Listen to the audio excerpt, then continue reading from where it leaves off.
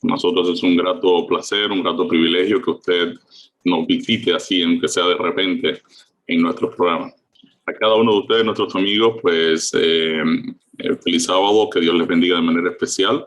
Para nosotros es un gozo poder abrir la palabra de Dios.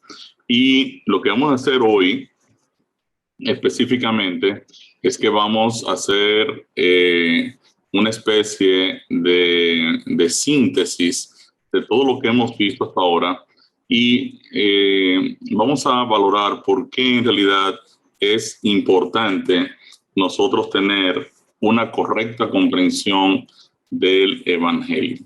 Así que este es un tema que decidimos hacer aparte de todo el estudio bíblico del manual El Plan de Dios, su mayor regalo, con la idea de poder dar un poco de luz y sobre todo de historia, de donde en cierta forma se han generado algunos cambios en la estructura del Evangelio fundamental.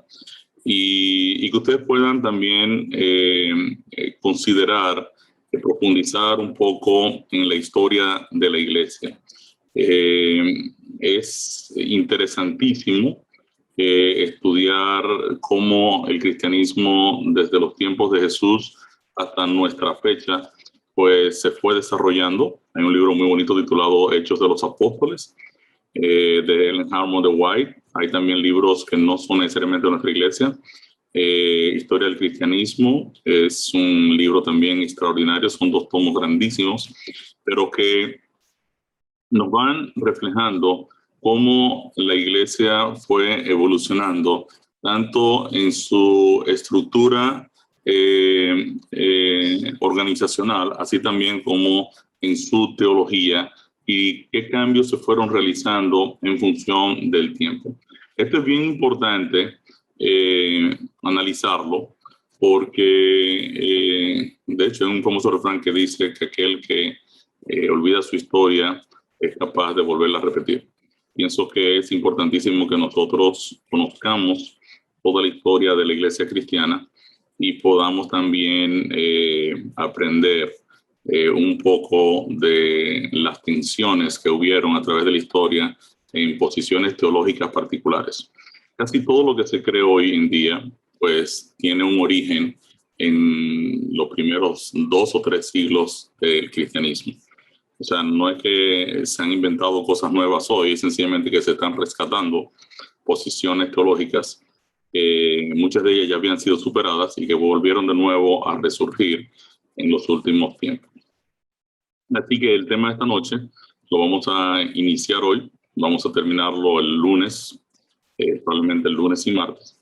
Y el título es ¿por qué es importante tener una correcta comprensión del Evangelio? Así que como cada noche, pues quiero presentarme delante de nuestro Dios para que nos dirija en el estudio de su palabra. Querido Dios, Padre Celestial, te agradecemos por una semana más que tú nos acabas de dar. Ahora que vamos a abrir tu palabra, queremos pedir la dirección de tu Santo Espíritu. En el nombre de Jesús, yo te pido, Dios, de manera especial que tu Santo Espíritu nos cubra, nos llene de su presencia, nos abra nuestro entendimiento y nos dé un amor por la verdad, de forma tal que podamos ceñir nuestros lomos con la verdad. Esta es parte de la armadura del cristiano y necesitamos estar bien enfocados y bien anclados, bien arraigados en tu verdad, sobre todo en la verdad del Evangelio, la verdad de la salvación. Bendice cada hermano que está con nosotros, que ha estado con nosotros en todo este programa. Quiero pedirte una bendición especial por cada familia que nos ha acompañado en todo este estudio. Quiero pedirte de manera especial por cada amigo, cada relacionado que de una u otra forma se ha conectado, ya sea presencial en esta plataforma de Zoom o ya sea de manera diferida por cualquiera de los medios en las redes. Yo quiero pedirte que tu conocimiento de tu palabra los alcance y les dé esperanza.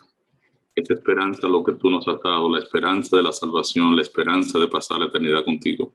Y ayuda a nuestro Señor a abrazar esa esperanza, a confiar en ella y a depender completamente de Cristo Jesús. Gracias, Padre Celestial, en el nombre de Jesús lo pedimos. Amén. Para iniciar este tema, quiero que veamos un texto que está en Primera de Pedro 3:15. Y el texto nos dice: sino santificad a Dios el Señor en vuestros corazones, y estad siempre preparados para presentar defensa con mansedumbre y reverencia ante todo el que os demande razón de la esperanza que hay en vosotros. el apóstol Pedro está diciendo aquí a la iglesia que nosotros debemos procurar santificar a Dios el Señor en nuestros corazones y estar siempre preparados para presentar apología, defensa. ¿Qué significa apología? Apología es una palabra que significa dar respuesta con la verdad, defender la verdad.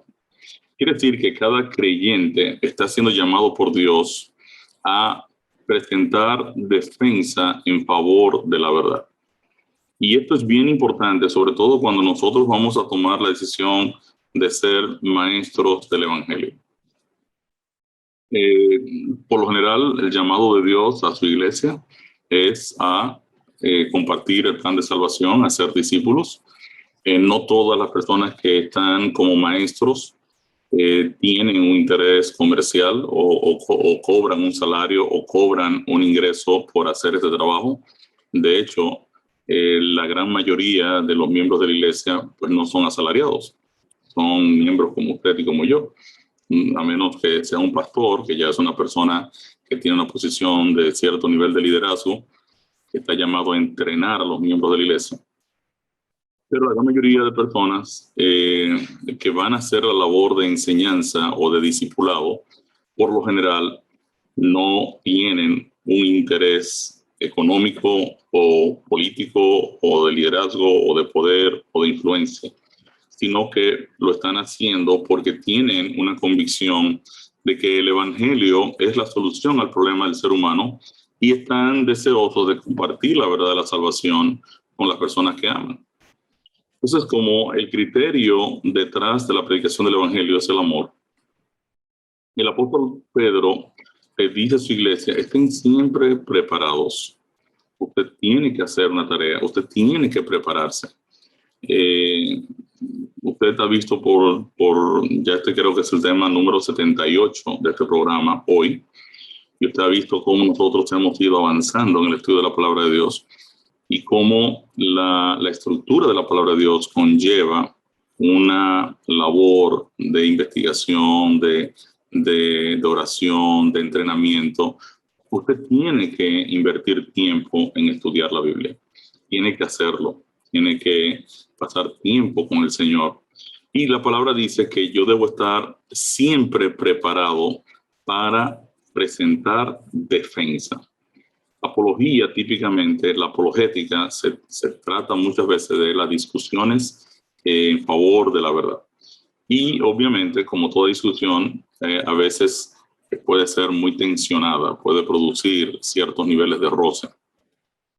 Por eso el apóstol Pedro dice aquí: con mansedumbre y reverencia ante todo el que os demande razón de la esperanza que hay en ustedes. Quiere decir que la idea aquí no es yo prepararme para apabullar al otro, o para demostrarle mi nivel de conocimiento, o para acabar con la posición teológica del otro. El texto me dice que con mansedumbre y reverencia. O sea, yo tengo que tener el tacto, el respeto, la base es el amor, por supuesto. Entonces, aquellas personas que nos demandan razón de esa esperanza que ellos ven en nuestras vidas, que nosotros contamos con la esperanza de la salvación, nosotros debemos ahora con mansedumbre, con tacto, con amor, con amistad, con compasión, de forma reverente, darle a ellos una respuesta. Pero para darle una respuesta yo tengo que estar preparado, yo tengo que conocer la estructura del Evangelio, yo tengo que poder entender cómo Dios me ha salvado por medio de Jesucristo, cómo Dios me está santificando a través del Espíritu de Dios, cómo Dios me glorificará cuando Cristo venga por segunda vez. yo tengo que conocer los elementos esenciales de la salvación. Entonces, este es un llamado a cada uno de ustedes. Estamos prácticamente en el cierre de nuestro programa. Es un llamado para que ustedes, todo lo que han aprendido, no lo dejen en el aire. Le hemos compartido las presentaciones, son gratuitas. Tenemos las presentaciones también en formato de PowerPoint. Usted la puede utilizar, pero saque tiempo. Ore al Señor, pase tiempo repasando los textos, estudiando todo lo que usted ha aprendido, para que a su vez usted pueda compartirlo con otros y pueda hacer apología, pueda presentar defensa de la verdad. Jesús declaró en Juan 8:32: y conoceréis la verdad, y la verdad os hará libres. Quiere decir que solo un conocimiento de la verdad me va a producir a mí libertad. La forma en la que yo interpreto el Evangelio me permitirá vivir la vida cristiana o anclada en la libertad de la verdad o en la esclavitud del error.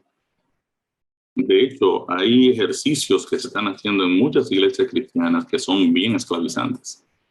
Y las personas están confiando en que están agradando a Dios con eso que están haciendo. Yo veo personas, por ejemplo, repitiendo 50 veces un Padre Nuestro o orando 50 veces lo mismo y contando oraciones y demás. O sea, a mí eso me da pena, a mí me ocasiona mucha tristeza, porque sinceramente la persona está entendiendo que está agradando a Dios con eso. Pese que incluso probablemente se siente abrumado por lo que tiene que hacer. Muchas veces las personas hacen ejercicios de este tipo mañana y tarde. Y una persona puede pasarse años esclavizado a una estructura que cuando usted lo va a analizar con el tema de la salvación se va a dar cuenta que no sirve para nada. Entonces, es importante que yo conozca claramente el plan de salvación. Es importante que yo invierta tiempo en el estudio de la palabra de Dios. Es importante que yo conozca claramente la verdad. En su libro Mi filosofía del triunfo, el famoso basquetbolista Michael Jordan dice: usted puede practicar un tiro 8 horas diarias, pero si su técnica es errónea, solo se convertirá en un excelente mal tirador.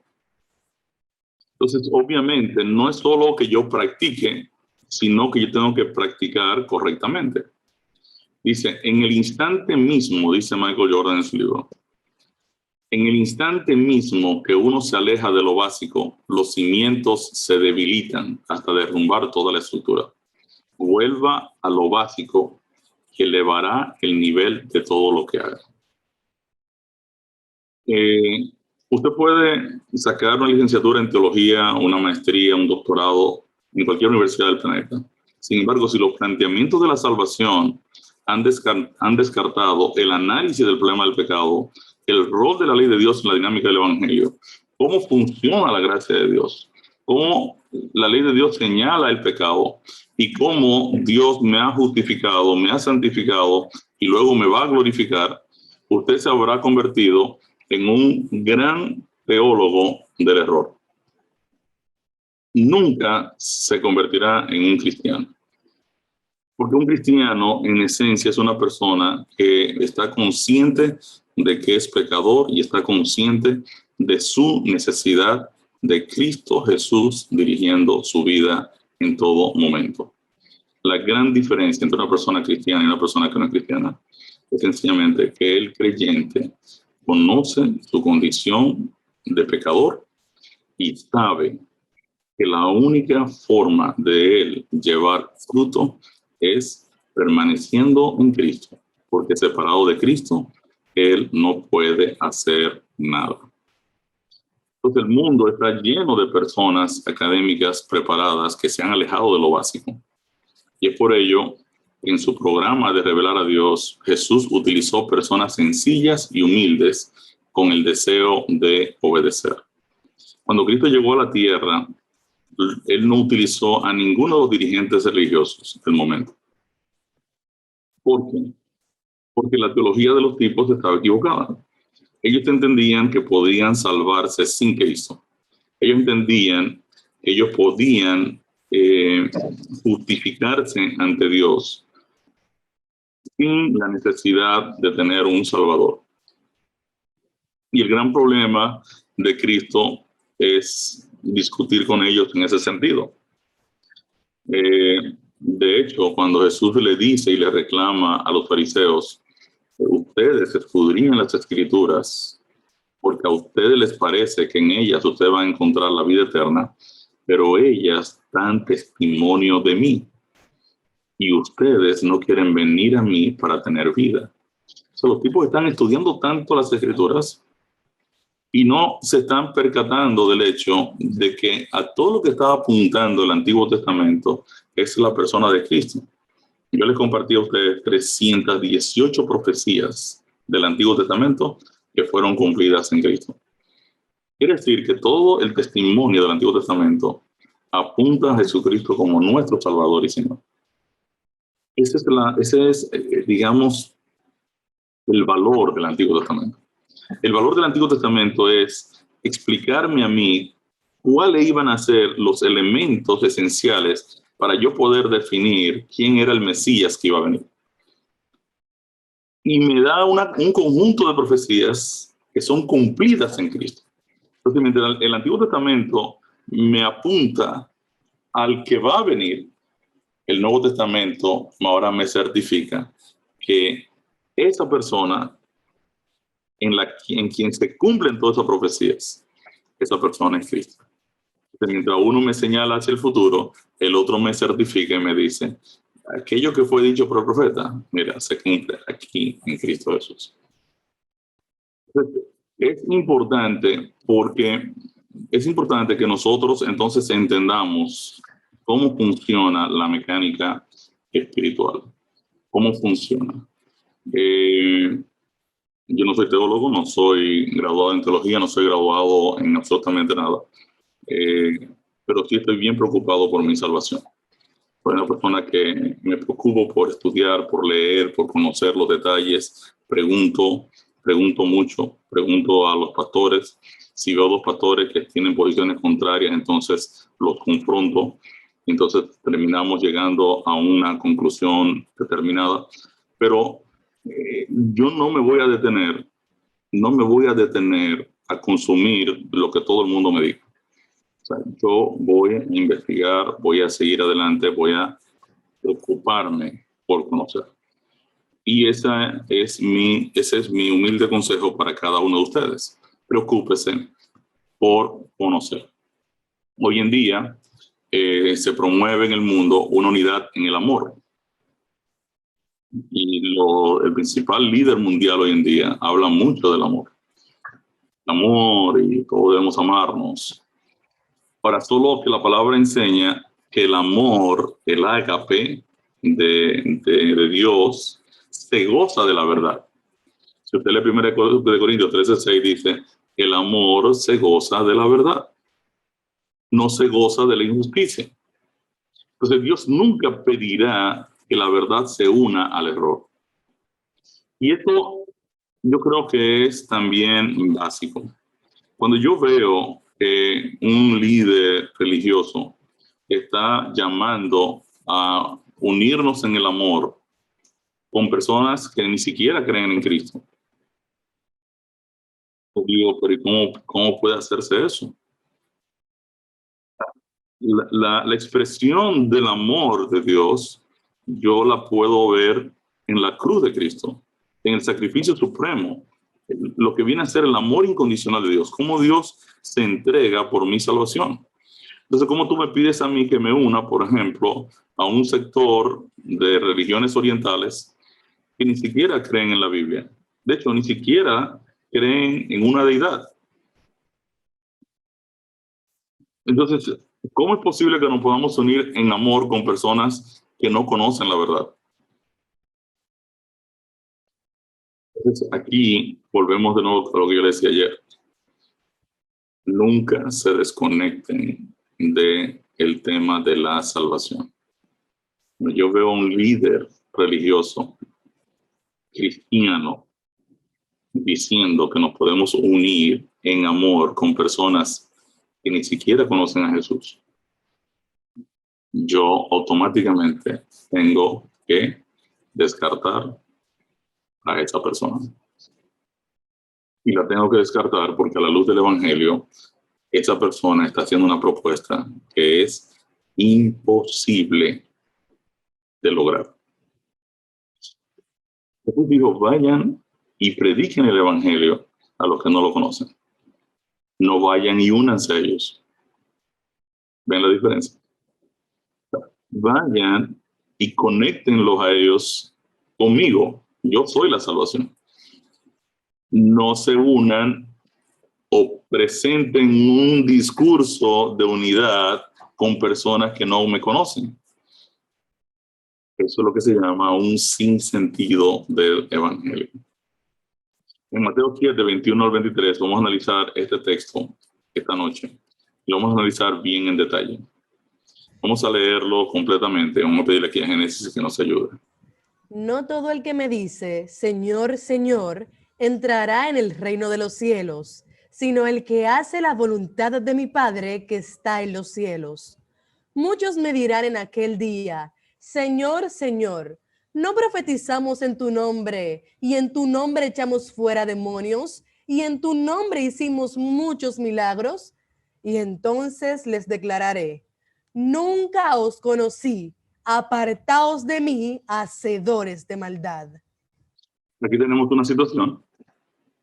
Hay un grupo de personas que entienden que merecen ser salvados y al final del tiempo se dan cuenta de que están perdidos. Y es una especie de parábola, ¿verdad? Eso está diciendo, hay muchos que me van a decir, Señor, Señor, pero ¿qué pasó aquí? Y entonces Jesús está aclarando que en el reino de los cielos solo entrarían los que hacen la voluntad de su Padre que está en los cielos. Y ahora Jesús aclara y dice, pero en aquel día muchas personas me dirán, Señor, Señor, ¿no profetizamos en tu nombre? Y no echamos demonios en tu nombre, no echamos demonios fuera en tu nombre. Y no hicimos muchos milagros en tu nombre. Si usted analiza detenidamente esas tres preguntas, usted se va a dar cuenta que esto es lo que hoy en día está de moda en el mundo cristiano. Tenemos hoy una reunión de poder, o sea, de milagros, de exorcismos, ¿verdad? De profecía. Personas que en teoría tienen que ser cristianos. En teoría, porque obviamente están actuando en el nombre de Cristo. Ellos están presentando una serie de milagros y manifestaciones en el nombre de Cristo. Pero aquí yo me encuentro con una de las declaraciones más tristes de toda la Biblia. Cuando tú le dices a este grupo de personas, yo nunca supe quiénes son ustedes. Yo nunca los conocí. No es que yo no los conozco, es que yo nunca supe quiénes son ustedes. Yo nunca me enteré de eso. Entonces, apártense de mí, hacedores de maldad. Ahora, es una lástima que a veces en las traducciones pues, se pierde mucho el sentido original de las palabras. Si nosotros analizamos hacedores de maldad, ustedes se van a dar cuenta que hacedores de maldad es anomía, ilegalidad, violación de la ley. O sea, apártense de mí, ustedes, los transgresores de mi ley. Estas personas tienen un problema porque ellos han descartado la ley de Dios. La han descartado. Y obviamente aquí tenemos una situación, porque ellos pretendían presentarse como testificadores de Cristo a través de milagros y una serie de acciones, pero han descartado los mandamientos de Dios. Se olvidaron de la ley. Miren cómo dice la versión en inglés del texto de Mateo 7:23. And then I will declare to them. Entonces yo les voy a declarar, I never knew you. Yo nunca lo conocí. Depart from me, apártense de mí, you who practice lawlessness. ustedes los que practican la negación de mi ley. Ustedes los que violan mi ley. Si nosotros arreglamos este verso de Mateo 7, 21 a 23 y lo organizamos por frases, entonces nos vamos a dar cuenta que las frases están en realidad interconectadas. Vamos a interconectar las frases y vamos a relacionarlas para que ustedes vean algo muy interesante. Por ejemplo, no todo el que me dice Señor, Señor entrará en el reino de los cielos, conecta con entonces les declararé, nunca os conocí.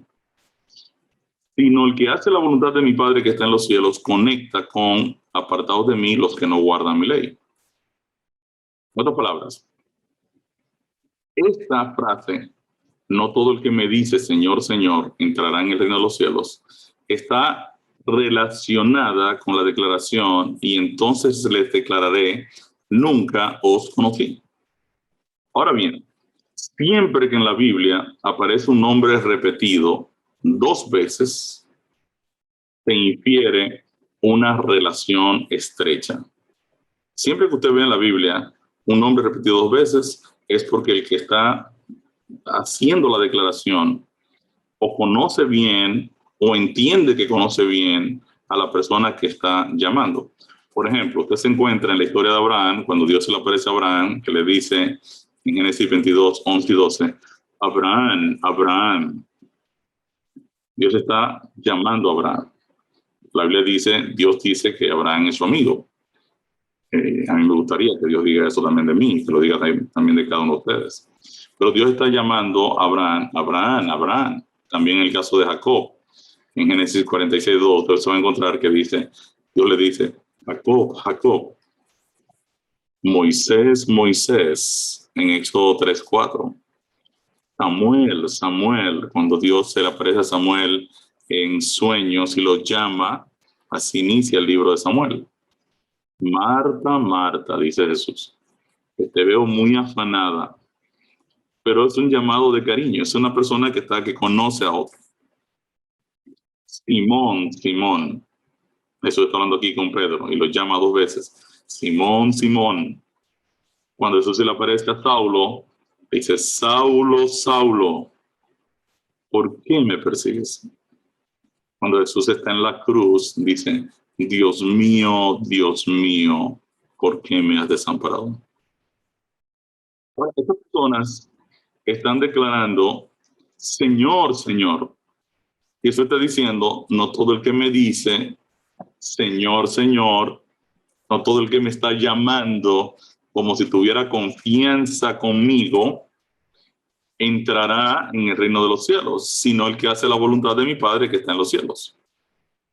Ahora dice, entonces yo les voy a declarar, nunca a ustedes yo los conocí. Miren que dice Mateo 25, 11 y 12. Después vinieron también las otras vírgenes diciendo, Señor, Señor, ábrenos. Mas él respondiendo dijo, de cierto os digo que no os conozco. De la misma declaración. Señor, Señor. Y él dice, yo no la conozco. Fíjense que estas vírgenes están queriendo entrar a la fiesta de la boda sin aceite, sin la presencia del Espíritu de Dios. Recuerden que hemos dicho que el Espíritu de Dios es quien nos santifica, quien produce la santificación. Dijimos que el Espíritu de Dios es quien inspiró la palabra de Dios. El Espíritu de Dios es quien escribió, Él es el dedo de Dios, quien escribió la ley de Dios. Quiere decir que estas mujeres que representan iglesias, en la profecía, las mujeres representan iglesias.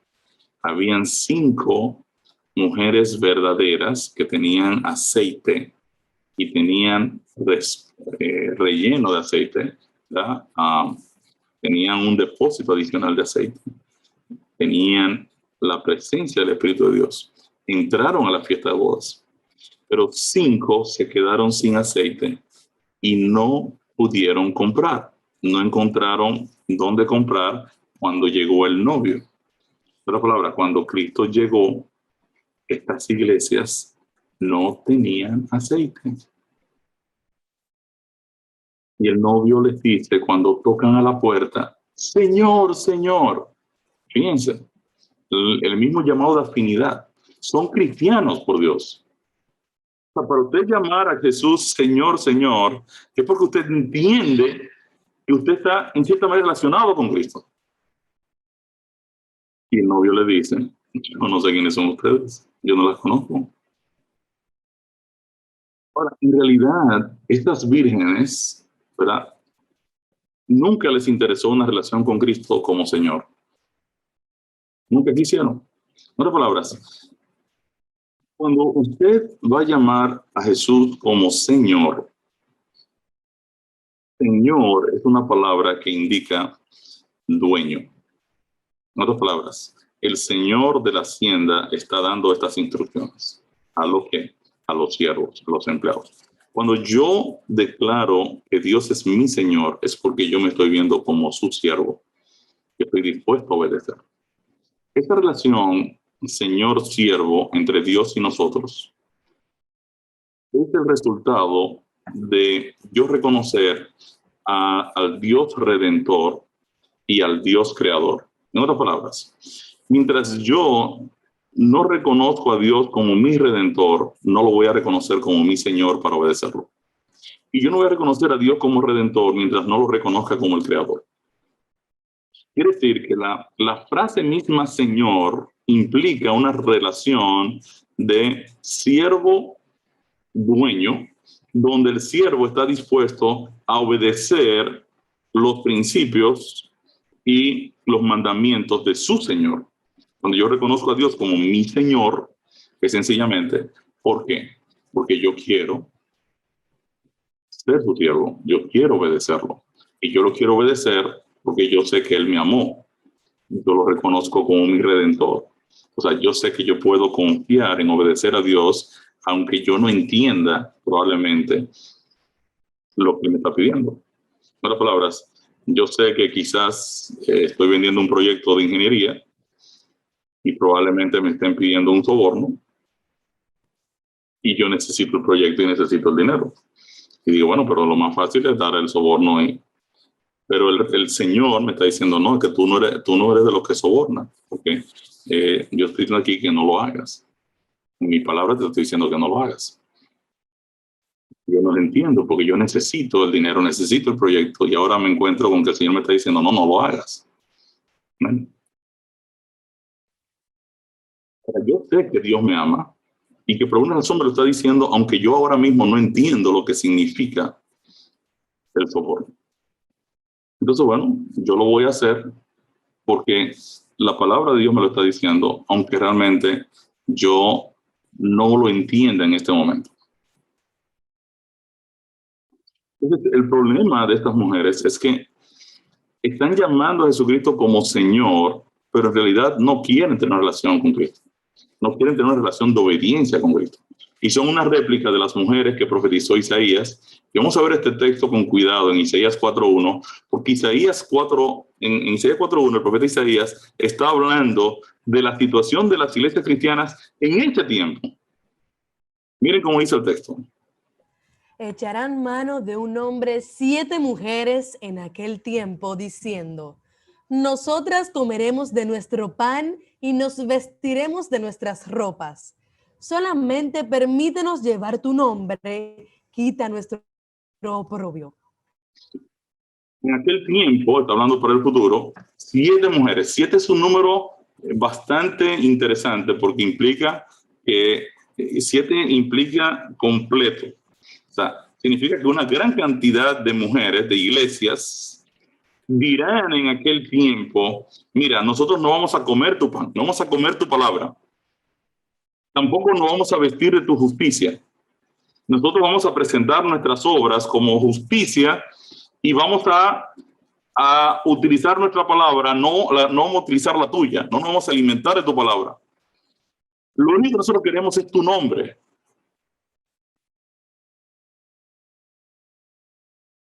Para que quite nuestro oprobio. Yo lo único que necesito es el nombre de Cristo, pero no quiero obedecerlo, no quiero seguirlo, yo no quiero meterme con el evangelio, yo solo quiero ponerle a la iglesia el nombre de Cristo para quitar el oprobio.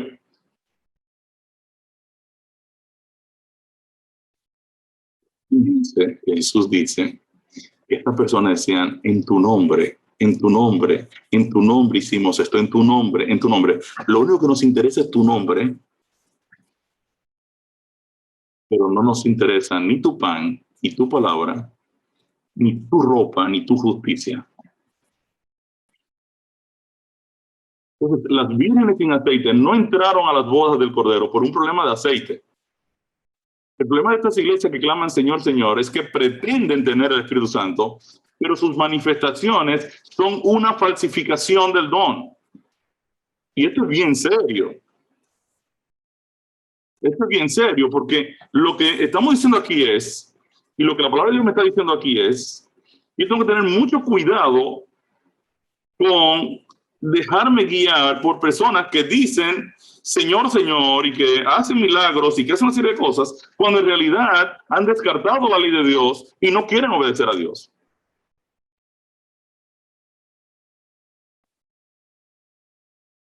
Pero yo les decía a ustedes que la otra conexión del texto es que solo el que hace la voluntad de mi Padre que está en los cielos va a entrar. No todo el que me dice Señor, Señor, sino el que hace la voluntad de mi Padre que está en los cielos. Dicen ustedes que el que hace la voluntad de mi Padre que está en los cielos conecta con apártense de mí los que no guardan mi ley. Esta es la misma relación. La voluntad de Dios está conectada con la obediencia a su ley. Miren qué dice Salmo 48. El hacer tu voluntad, Dios mío, me ha agradado, y tu ley está en medio de mi corazón. Oh. No todo el que me dice, Señor, Señor, entrará en el reino de los cielos, sino el que hace la voluntad de mi Padre que está en los cielos. ¿Y cuál es la voluntad de mi Padre que está en los cielos? Que su ley, que su carácter esté escrita en los corazones de cada uno de nosotros. Yo voy a hacer un nuevo pacto con ustedes y escribiré mi ley, ya no en la piedra, la voy a escribir en los corazones de ustedes. En otras palabras, mi espíritu va a estar en ustedes, guiándolos en la ruta de la obediencia a mi santa ley, a mis santos principios. Primera de Juan 2:4 es muy claro al decir: el que dice, yo le conozco y no guarda sus mandamientos, el tal es mentiroso y la verdad no está en él. Aquí yo tengo un principio para darme cuenta entonces de si la iglesia a la que yo estoy asistiendo en realidad está conectada con la verdad o no está conectada con la verdad. Aquí yo tengo ya un principio. El líder religioso de esta iglesia tiene temor por la ley de Dios, tiene temor por la obediencia, tiene temor por la dirección del Espíritu Santo en su vida. No tiene temor. Entonces los milagros no son genuinos. Porque entonces él está en la lista de los de Mateo 7, 21, 23. De los que hacen milagros, o supuestos milagros. Hubo un show hace un tiempo atrás, bien conozco, de un señor que murió en estos días.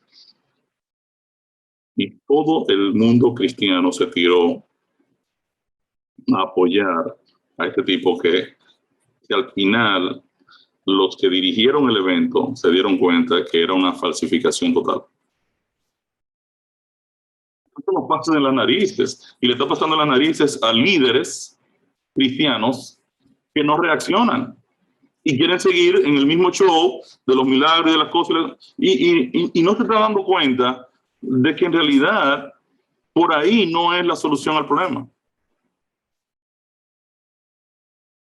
Jesús le señala a estos que se creían salvos que sus milagros, profecías y exorcismos no son un don del Espíritu Santo. ¿Por qué? ¿Cuál es el elemento visible de poseer el Espíritu Santo? Miren que dice Hechos 5:32. Y nosotros somos testigos suyos de estas cosas, y también el Espíritu Santo, el cual ha dado Dios a los que le obedecen. Y también el Espíritu Santo, el cual ha dado Dios a quienes, a los que le obedecen.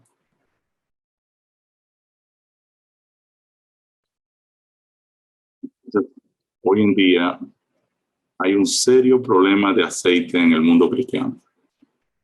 Un serio problema de aceite, mis queridos. Hay un serio problema de aceite. Juan 15:10 es enfático y dice: Si guardareis mis mandamientos, permaneceréis en mi amor, así como yo he guardado los mandamientos de mi Padre y permanezco en su amor. eso no hay que ser teólogo, no hay que ser especialista. El texto es muy claro y muy llano. Si tú guardas los mandamientos de Dios, o sea, si en tu vida yo veo que el Espíritu de Dios te está guiando en la ruta de la obediencia, entonces yo sé que tú estás permaneciendo en el amor de Cristo. Miren que dice 2 Juan 1:6. Y este es el amor, que andemos según sus mandamientos. Este es el mandamiento, que andéis en amor, como vosotros habéis oído desde el principio. Entonces, hay una relación entre la obra del Espíritu Santo en nuestras vidas y la obediencia. Si yo me doy cuenta que por alguna razón estoy haciendo cosas que yo sé que al Espíritu de Dios le están desagradando, automáticamente la ley de Dios me va a recordar y me dice: Ricardo, yo creo que te estás metiendo en un lugar de problemas. En otras palabras, tú te estás yendo fuera del alcance de mi control, te va a decir el Espíritu de Dios. Entonces, si yo comienzo a ver ahora una serie de cosas que son de pornografía o de cosas, ya el Espíritu de Dios me dice: Ricardo, vamos a dejar esto a un lado y vamos a hacer otra cosa que te ayude mejor. Vamos a buscar un buen libro, vamos a estudiar la Biblia, vamos a mover, a cambiar el entretenimiento que estamos siguiendo por acá. El Espíritu de Dios va a estar siempre ahora al tanto de mi accionar para que yo permanezca en el amor a Dios, permanezca en su carácter, permanezca en su dirección. Entonces, en este programa, el plan de Dios, su mayor regalo, lo que estamos haciendo es enfatizando las tres fases de la salvación, como lo establece el texto que ya le hemos dicho en varias ocasiones, 1 Corintios 1:30. Mas por él estáis vosotros en Cristo Jesús, el cual nos ha sido hecho por Dios sabiduría, justificación, santificación y redención. Entonces, lo que estamos tratando de hacer es que el mundo cristiano con el cual nos estamos conectando, pues puedan tener los elementos esenciales para poder enseñarle el plan de salvación a las personas no creyentes y que las personas puedan entender qué significa la justicia de Cristo, qué significa que el Señor nos ha justificado, qué significa que el Señor nos quiere santificar, qué significa que el Señor nos va a glorificar. Entonces, el objetivo fundamental del programa, el plan de Dios, su mayor regalo, es desarrollar un sistema de estudio que permita enseñar cada fase de la salvación, tanto a creyentes como a incrédulos, de forma que puedan entregar sus vidas completamente a la dirección de Cristo. Entonces, ya ustedes conocen toda la estructura del programa, cómo iniciamos, cuál es el problema humano, cuál es el problema humano que nadie lo resuelve. Usted puede hablar con el que usted quiera y le puede preguntar: ¿cómo tú resolviste el problema de la muerte y de la maldad en tu vida? ¿Cómo tú has evitado que la maldad te afecte? ¿Cómo tú has evitado, qué solución tú tienes al problema de tu muerte? Que no sea, obviamente, haber pagado el nicho y la caja. ¿Qué solución tienes? Usted se va a dar cuenta que la persona no tiene una solución a eso. Usted sabe que ya yo lo resolví. Ajá, ¿y cómo tú lo resolviste? A ver, déjame explicarte cómo yo lo resolví.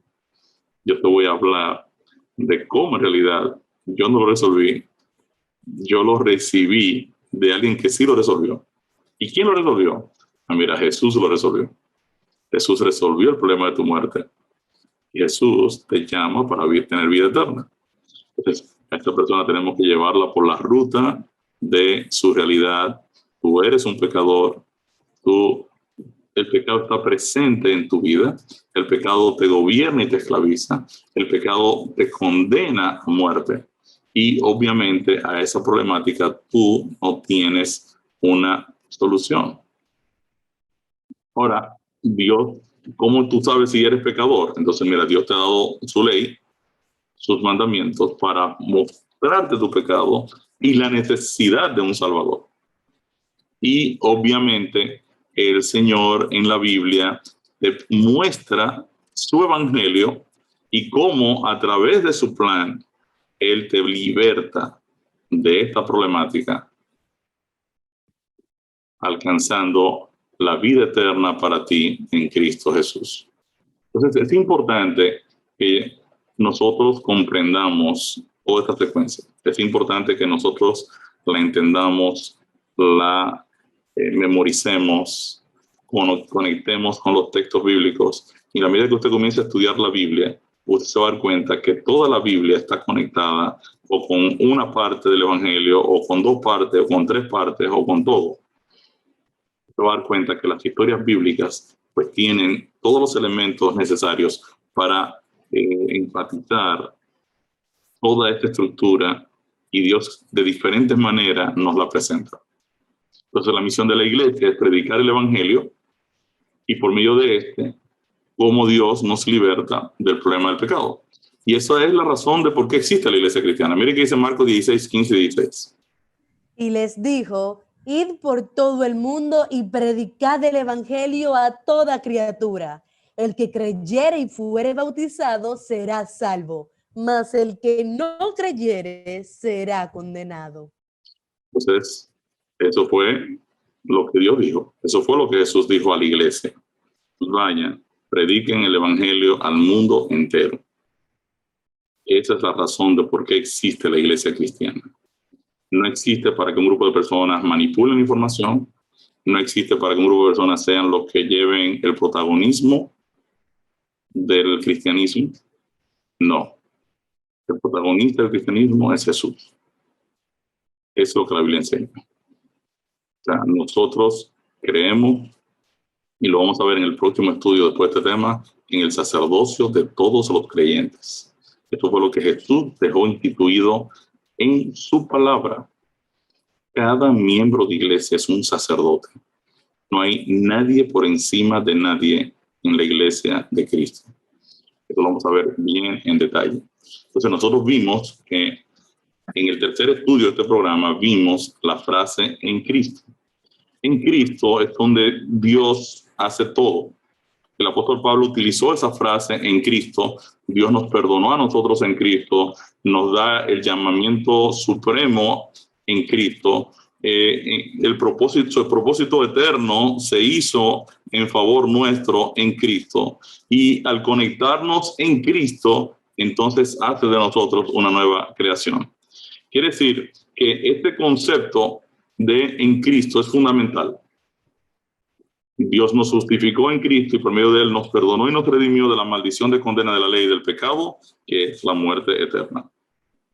A esta acción de Dios de colocarnos en Cristo se le conoce en la Biblia con el término de justificación, que fue lo que ya estudiamos. Vamos a leer ahí rápidamente el texto de Romanos 5:18.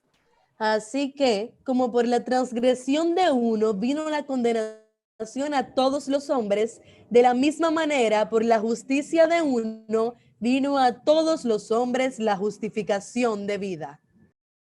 Perfecto. Entonces, fíjense qué interesante. O sea, la justificación es el primer paso para nosotros a iniciar con el Evangelio. Cristo nos derramó su sangre en favor de nosotros. Una de mis líderes de grupo decía: ¿por qué Cristo tiene que derramar su sangre? ¿Por qué Cristo tiene que darme su sangre para redimirme? Yo le decía, la razón es muy sencilla, porque Dios, el gobierno de Dios no es una democracia. En el gobierno de Dios, usted no vota y dice: hoy, en este año Dios gobierna y en el próximo año va a gobernar otra gente. No funciona así. El gobierno de Dios no es una democracia, es un reinado. Dios es rey.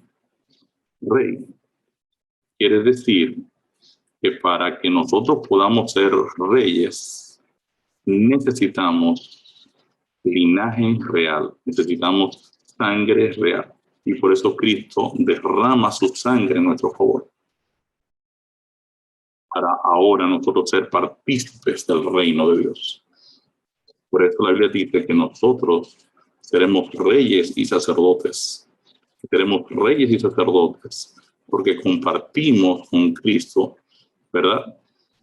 Su linaje. Ya Cristo no se avergüenza de llamarnos hermanos.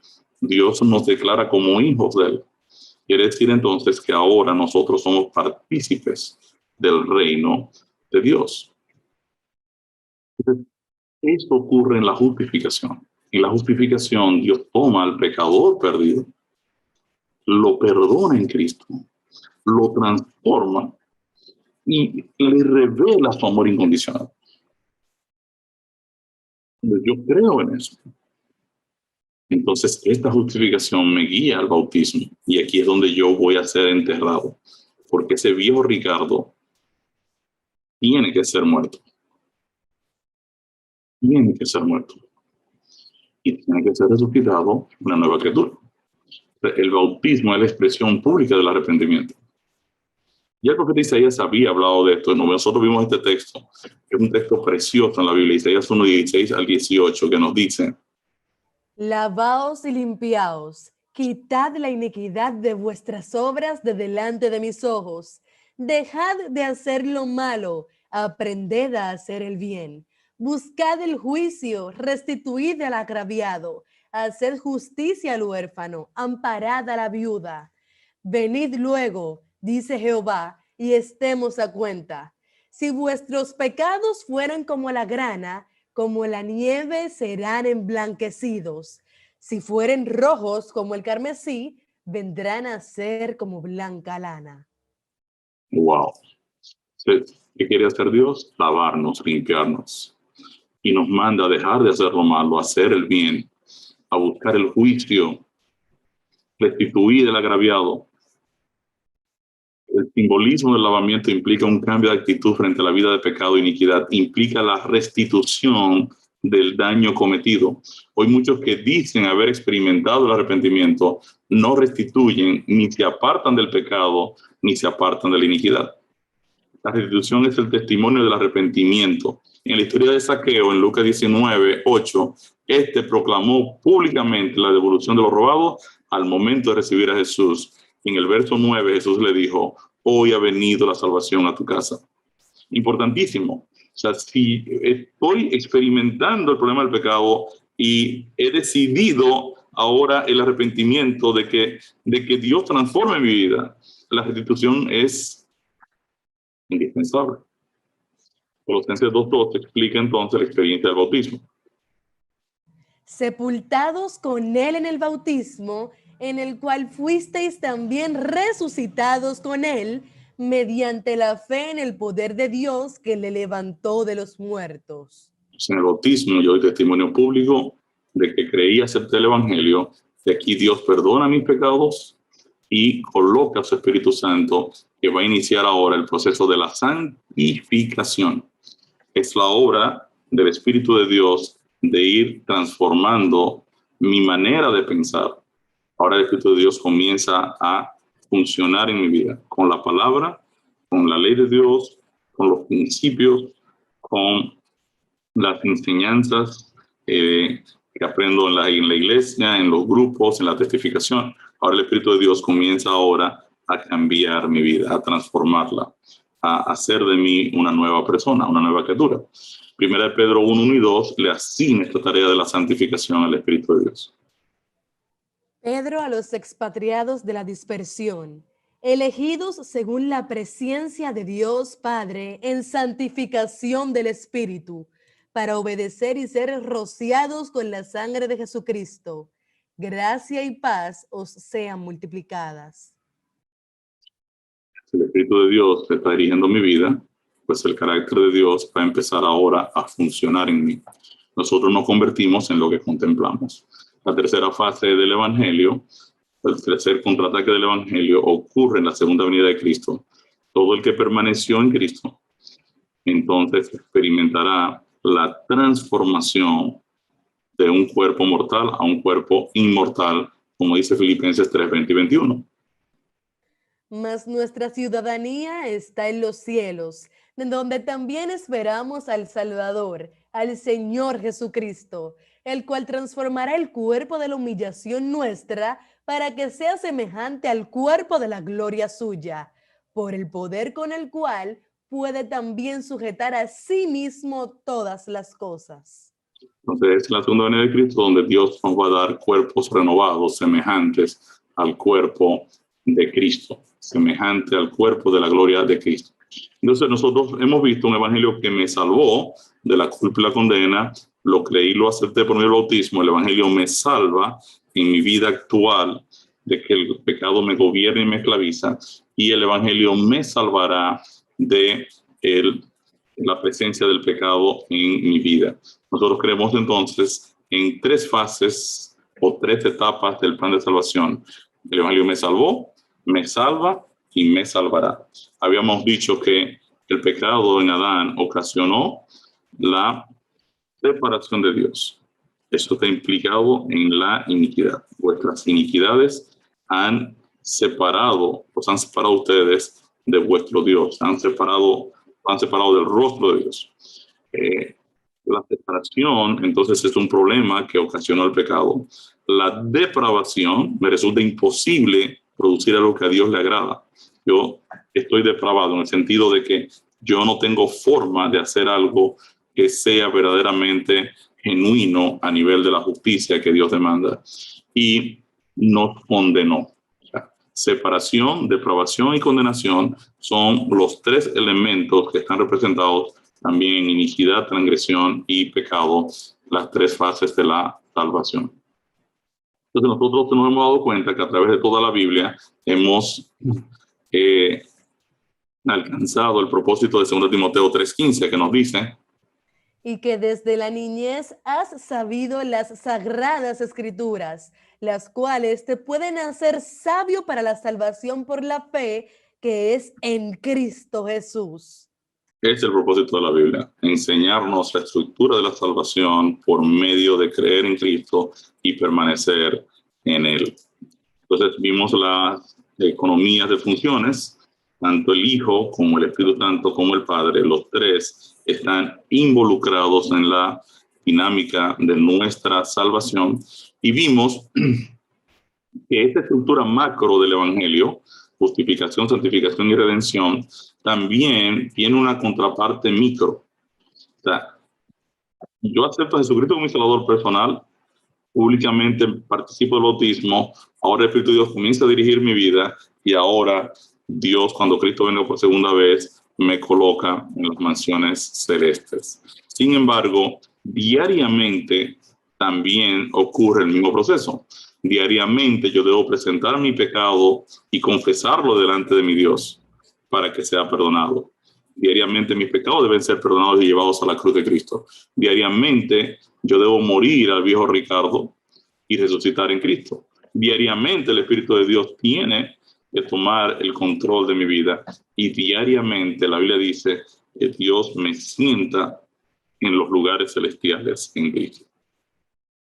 Lo dice el apóstol Pablo en su carta a los Efesios. O sea que los conceptos nosotros en Cristo y Cristo en nosotros se distinguen muy claramente en la estructura del santuario, donde vimos en cada mueble entonces cómo funciona la estructura de la salvación y cómo nosotros nos movemos desde la cruz hasta la presencia de nuestro Dios por las fases de justificación, bautismo, santificación y redención.